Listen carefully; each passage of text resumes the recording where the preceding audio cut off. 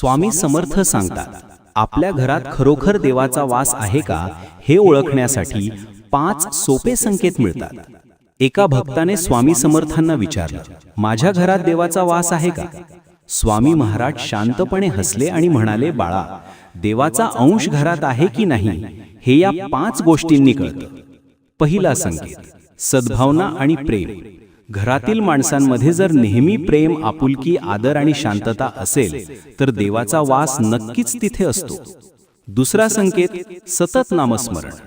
ज्या घरात रामनाम किंवा दत्त दत्त असा नामगजर होत असतो त्या घरात देव स्वतः वावरतो. तिसरा संकेत, अन्नात समाधान. अन्न हे पूर्ण ब्रह्म आहे. थोडं असो वा जास्त, सर्वजण घरात समाधानाने जेवत असतील तर ते घर देवालय बनतं. चौथा संकेत, अतिथीचा आदर सत्कार. ज्या घरात आलेल्या पाहुण्याला अतिथी देव मानून आदर